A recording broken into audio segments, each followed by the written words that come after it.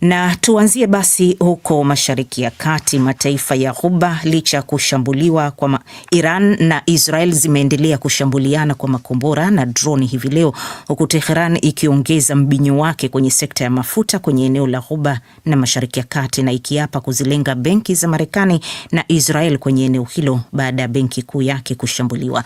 Mohamed Khelef anayo mengi zaidi. Mapema asubuhi ya leo, droni zinazodaiwa kurushwa na Iran zimeanguka karibu na uwanja wa ndege wa kimataifa wa Dubai, ambapo watu 4 wamejeruhiwa. Hata hivyo, shughuli za safari kwenye uwanja huo zimeendelea kuwa za kawaida, kwa mujibu wa ofisi ya habari ya Dubai. Kabla ya hapo, kombora jingine lilipiga meli iliyobeba makontena kwenye mlango bahari wa Hormuz, ambapo moto mkubwa ulizuka na kuwalazimisha baharia wake kujiokoa, kwa mujibu wa jeshi la Uingereza. Nchini Kuwait, serikali ya huko imesema mifumo yake ya ulinzi wa anga imefanikiwa kuzidungua droni 8 za Iran, huku Saudi Arabia nayo ikisema imezidungua droni 5 zilizokuwa zikielekea kwenye visiwa vyake vya mafuta vya Shaiba. Iran inatajwa kufanikiwa kusimamisha safari za meli za mizigo kwenye mlango bahari wa Hormuz, ambako robo moja ya mafuta yote ya dunia kutokea Ghuba ya Uajemi hupitia kuelekea bahari ya Hindi. Pia imefanikiwa kuvilenga visima na mitambo ya kusafishia mafuta kwenye mataifa jirani ya Ghuba kwa lengo la kuweka mbinyo wa kilimwengu dhidi ya uchokozi ulioanzishwa na Marekani na Israel mwishoni mwa mwezi uliopita. Hivi leo pia kamandi ya pamoja ya kijeshi ya Iran ilisema kuwa benki na taasisi za masuala ya fedha kuanzia sasa zitakuwa sehemu ya maeneo yatakayoandamwa na mashambulizi yake.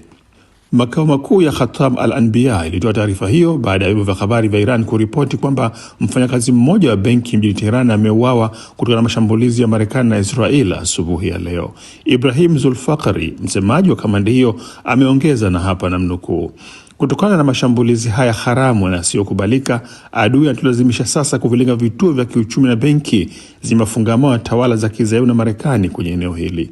Mwisho wa kumnukuu msemaji huyo, ambaye amewaonya pia raia kukaa mbali na benki na taasisi zote za kifedha. Kwa upande wake, Israeli inasema imeendelea mashambulizi yake dhidi ya Tehran kufuatia mashambulizi ya jana ambayo wakazi wa huko wameelezea kwa makubwa kabisa tangu uchokozi uanze. Milipuko imesikika pia mjini Beirut na kusini mwa Lebanon, ambako Israeli inadai kuilenga kundi la Hezbollah lenye mafungamano na Iran. Jengo moja kati ya kiunga cha Aisha Bakar mjini Beirut limeporomoka baada ya mashambulizi hayo, ingawa hadi sasa hakuna taarifa za watu waliouawa. Kabla ya hapo, mashambulizi kwenye wilaya ya Nabatea kusini mwa Lebanon yaliua watu 5 na wengine 2 waliuawa kwenye wilaya za Thir na Bint Jibel. Tangu Hezbollah ilipojiunga rasmi na vita vilivyoanzishwa na Marekani na Israeli dhidi ya Iran mwanzoni mwa mwezi huu, mashambulizi ya Israeli yameshaua takribani watu 500 nchini Lebanon, wengi wao wakiwa raia wa kawaida. Alikuwa ni Mohamed Khelef. Na mataifa ya Ghuba licha ya kushambuliwa kwa makombora na ndege zisizo na rubani za Iran, lakini yanaonekana kuchukua msimamo ambao lengo lake ni kujiepusha kabisa kwa mataifa hayo kuhusika moja kwa moja katika vita ya Marekani na Israel dhidi ya Jamhuri ya Kiislamu ya Iran. Zainab Aziz anaziangalia juhudi zinazofanywa na mataifa mbalimbali kuzuia kutanuka zaidi mgogoro huo unaorindima katika eneo la Mashariki ya Kati.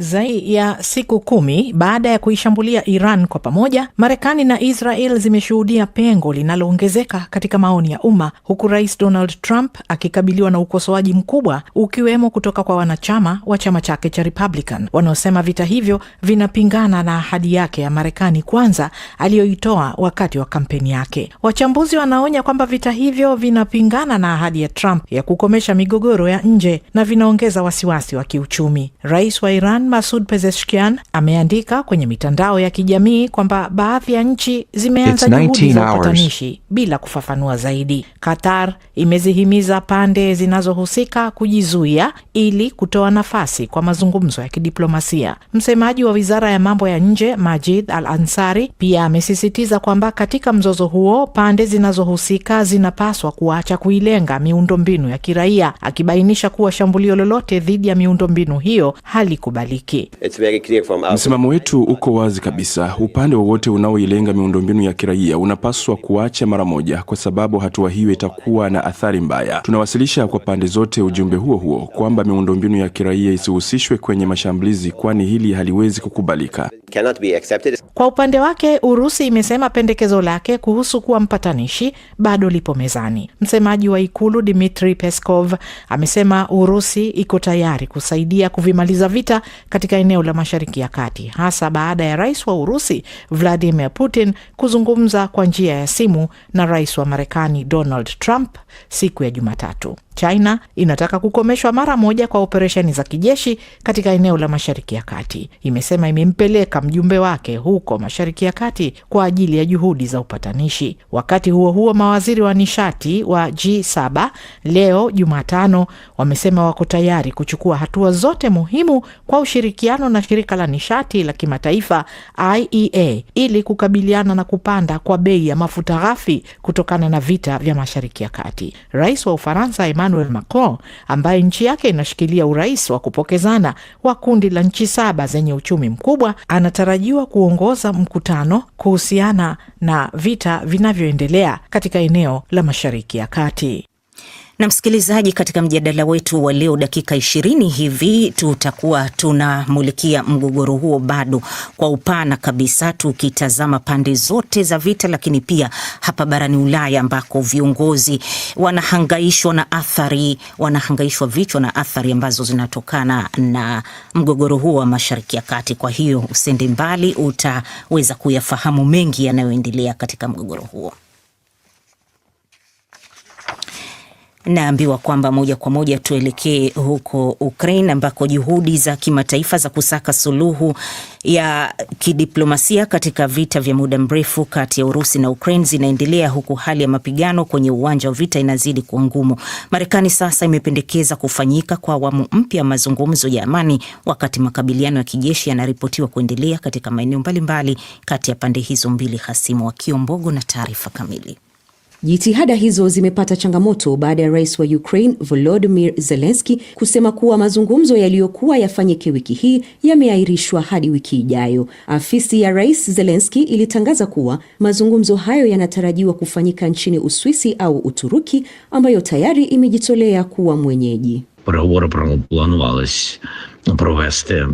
Mazungumzo ya amani yalikuwa yamepangwa kufanyika Jumanne na Jumatano nchini Uturuki. Nimezungumza na Rais Recep Tayyip Erdogan. Vita vya Mashariki ya Kati ni changamoto kwa wote, lakini bado kila mtu anakubaliana kwa mazungumzo ya kumaliza vita nchini Ukraine muhimu. Tulikuwa tayari kwenda Uturuki, lakini upande wa Marekani ndio umechelewesha mkutano huo, wakisema tufanye wiki ijayo. Wakati juhudi za mazungumzo zikiendelea, hali ya mapigano inaendelea kuwa tete. Ukraine inadai imefanikiwa kuwasukuma nyuma wanajeshi wa Urusi katika baadhi ya maeneo ya mstari wa mbele na kurejesha maeneo kadhaa ya kusini mashariki mwa nchi. Hata hivyo, madai hayo hayajathibitishwa kikamilifu. Kwa upande wake, rais wa Urusi Vladimir Putin anasisitiza kuwa majeshi yake yanaendelea kupata mafanikio katika eneo la Donbas mashariki mwa Ukraine na kwamba Moscow iko tayari kuendelea kutumia nguvu iwapo mazungumzo yatashindwa. Wakati huo, mashambulizi ya pande zote mbili yameendelea kusababisha vifo na uharibifu. Mabomu ya Urusi yamepiga mji wa Sloviansk mashariki mwa Ukraine na kuua watu kadhaa, huku mashambulizi ya droni yakijeruhi wengine katika miji mingine. Ukraine nayo imedai kushambulia kiwanda muhimu cha vifaa vya makombora katika eneo la Bryansk nchini Urusi kwa kutumia makombora ya masafa marefu aina ya Storm Shadow. Mamlaka za Urusi zimesema shambulio hilo limesababisha vifo vya raia na majeruhi kadhaa. Zelensky pia ameonya mataifa ya magharibi kutolegeza vikwazo dhidi ya Urusi, hasa katika sekta ya mafuta, akisema hatua hiyo inaweza kuisaidia Moscow kufadhili vita na kudhoofisha msimamo wa Kiev. Kwa sasa mzozo mpya wa vita Mashariki ya Kati unaonekana kuvuta umakini wa dunia na kuathiri kasi ya juhudi za kidiplomasia kuhusu Ukraine. Hata hivyo, viongozi wa kimataifa wanaendelea kusisitiza umuhimu wa mazungumzo ili kumaliza moja ya migogoro mikubwa zaidi barani Ulaya tangu vita vikuu vya pili vya dunia.